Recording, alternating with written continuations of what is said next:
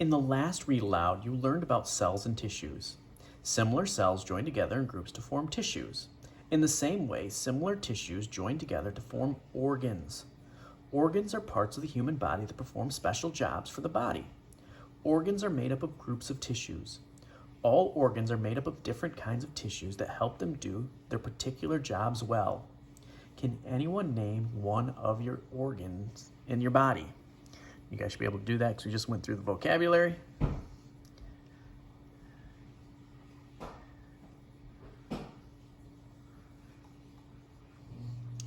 Your eyes and ears are organs. Your heart and lungs are organs. Your stomach is an organ too. Which of your body organs is the largest? It's your skin. Does that surprise you?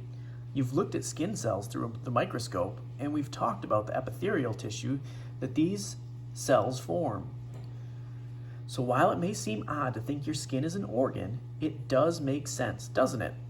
Some epithelial tissue, also made up tiny cells, forms an organ, which is a very large protective covering, the skin. Heart, stomach, lungs, eye.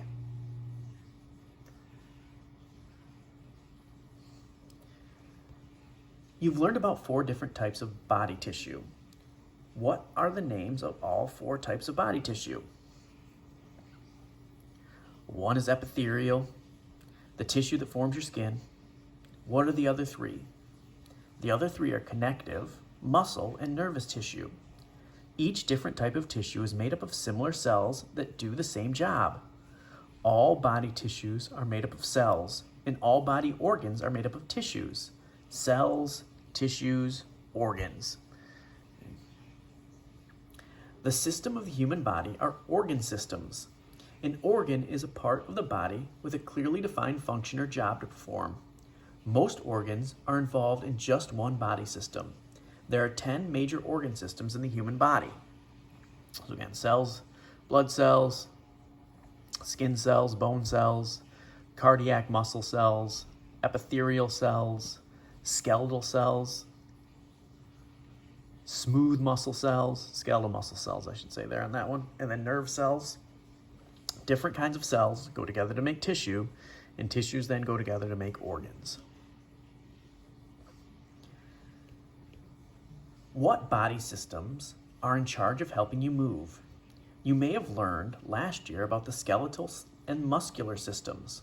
Your skeletal system is made up of bones and other organs. Its skeletal tissues work together with smooth muscle tissue in your muscular system to make your body move. So your skeleton kind of gives you your shape. That's what we look like. And then the muscles help to move those skeleton, the bones in the skeleton.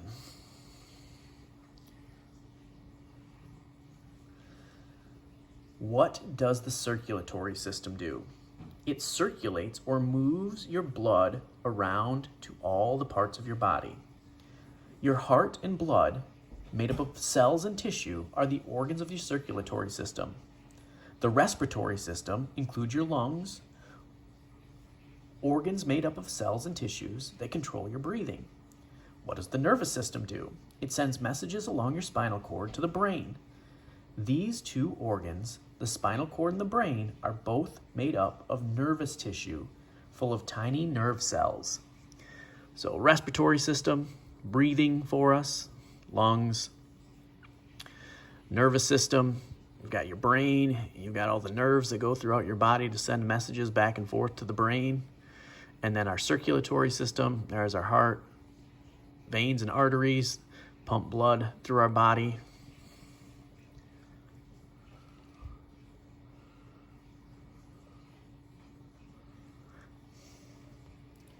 Which organ system includes your stomach? Yes, it's the digestive system. Your stomach works closely with other organs, each made up of different types of tissue and different types of cells to perform different types of jobs. Soon you'll be able to name all the other organs that work together with your stomach to help you digest or break down your food.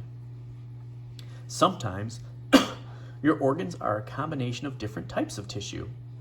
The stomach is one of those organs. It's made up of of many layers, including all 4 main types of tissue. These tissue play a very important role in the digestion of your food. We'll take a quick peek at parts of your digestive system now. Let's look inside and see inside of your stomach and see where these 4 types of stomach tissue live. So stomach's the top part of the digestive system here. We're going to start there. From the outside, the first layer of tissue that you see is epithelial tissue. Remember what epithelial tissue does. It's tightly packed, arranged in a layer sheet to cover and protect the organ. Beneath the epithelial tissue is connective tissue, primarily blood that carries or connects nutrients to the cells. Smooth muscle tissue lie underneath the connective tissue and help to move food around in your stomach. Stomach muscles squeeze together about 3 times per minute, continuing to squeeze whether there's food in your stomach or not. It's the squeezing of these muscles that produces the loud rumbling noises you sometimes hear when your stomach is nearly empty. So when your stomach starts rumbling, that's what you're hearing. You're hearing those muscles. The 4th type of tissue is nervous tissue. It's located in the stomach wall. It constantly sends signals to the brain and makes sure that all the other parts are working smoothly. Every organ in your body depends upon other organs to work in the right way. When you study the digestive system more thoroughly in the next lesson, you will see that the stomach could not perform the job of the entire system on its own. It needs help. So the stomach is one of the biggest parts of our digestive system, but it's not the only part.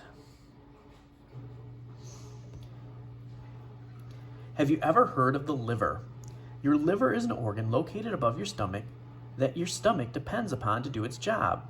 Together with 2 other organs, known as the pancreas and the gallbladder, the liver produces digestive juices to help break down your food. Your liver is one of the largest organs in your body, working as part of several different systems to perform different body functions. You cannot live without your liver. Next time, you'll learn more about the very important role that the liver plays in the digestive system. Organs depend upon one another. So do the body's systems. Each system depends upon the other systems to make sure that the body works properly.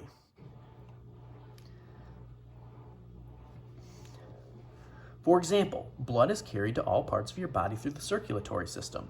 The circulatory system depends upon the respiratory system to get oxygen into the bloodstream.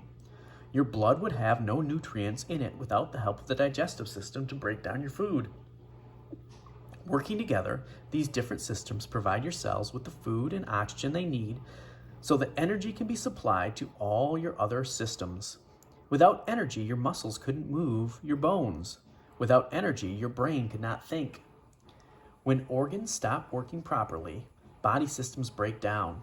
The body stops functioning well and you become ill. If your lung collapses or caves in, there's not enough oxygen to feed or nourish your cells with the things they need to live and grow. If your heart stops, it will no longer pump blood with the necessary nutrients to other parts of your body. When you're doing things like riding your bike or playing certain sports, it's very important to protect your head by wearing a helmet. A head injury might result in a damage to your brain, and this might prevent messages from going back and forth between your brain and the nervous system and other parts of your body.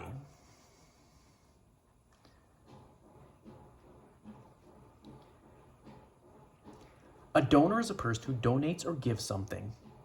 Have you ever heard of an organ donor? Believe it or not, an organ donor gives away an organ to save another person's life. Fortunately, modern science has made it possible to replace damaged organs.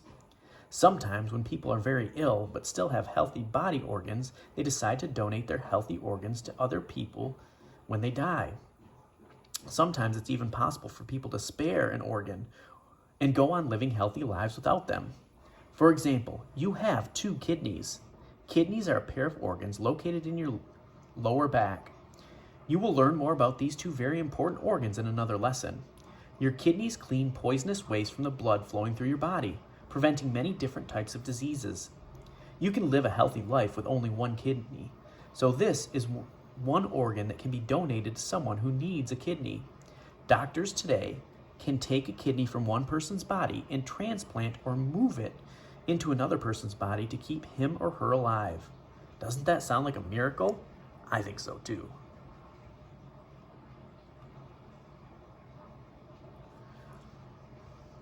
Cells, tissues, organs, systems. The human body is organized into 4 different levels. Cells are the building blocks of your body. Without cells, there would be no body tissue, no body organs, and no body systems. In fact, without cells, there would not be a single living person or thing on Earth. Cells make up tissue, tissue makes up organs, and then organs go together to make systems.